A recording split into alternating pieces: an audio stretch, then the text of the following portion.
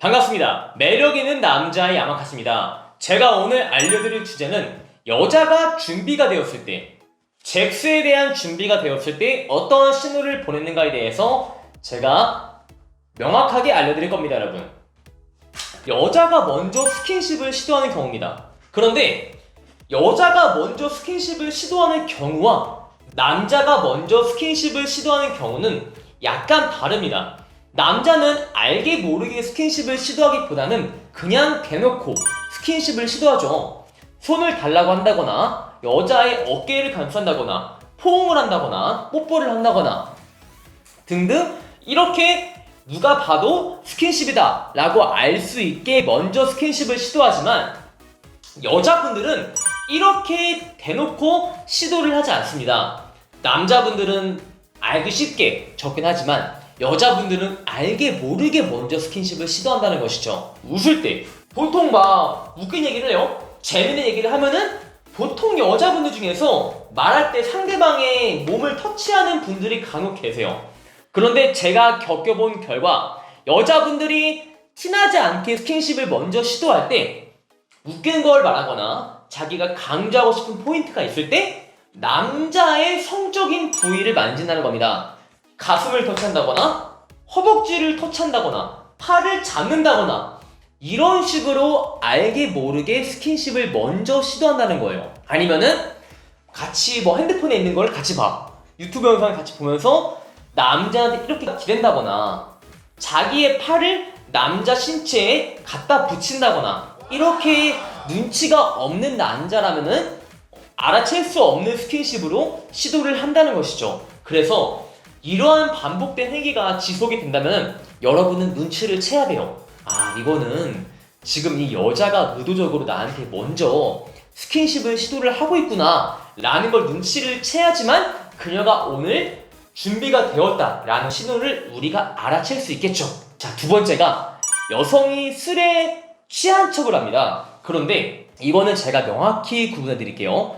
여자가 진짜 취한 경우와 취한 척을 하는 경우를 우리가 어떻게 분간할 수 있냐. 보통 이러한 말을 해요. 여자애가 진짜 취했어요. 이런 경우는 회귀 본능을 발휘합니다. 회귀 본능이 무엇이냐? 자기의 집으로 돌아가고자 하는 그녀들의 본능이죠. 그래서 나 취했어. 얼른 집에 가야 돼. 빨리 가야 돼. 아빠가 불러. 이러면은 그녀가 진짜 취했을 확률이 매우 높아요. 그런데 요새는 여자분이 술에 취했을 때 작업을 거는 게 매우 위험해요. 그래서 막 집에 가야 된다, 부모님이 부른다 이런 신호를 보내면 그냥 깔끔하게 보내주세요. 정말 여러분이 픽업의 절정 고수라면 그녀를 설득하는 게 가능하겠지만 애초에 제 동영상을 보시는 분들이 그 정도의 경지에 오르지 않았기 때문에 설득을 하기보다는 그냥 집에 보내는 게 훨씬 더 안전합니다. 그런데 여자애가 취한 척이라면은 이러한 신호를 보내요.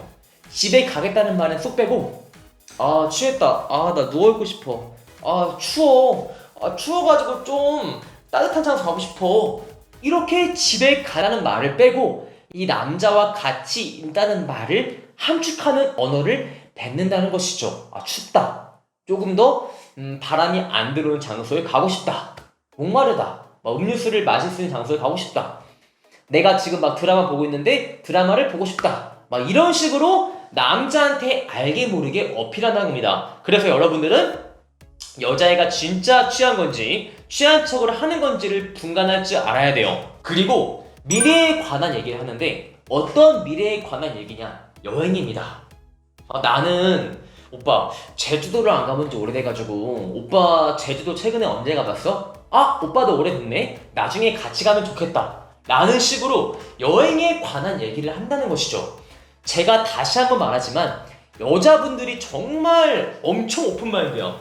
완전히 서구적인 마인드야. 이런 게 아닌 이상 우리나라 여성분들은 남자한테 직접적으로 오빠와 잭스를 하고 싶다 라고 말을 안 해요. 그래서 간접적으로 남자가 눈치챌 듯 못 챌 듯 이렇게 말한다는 겁니다.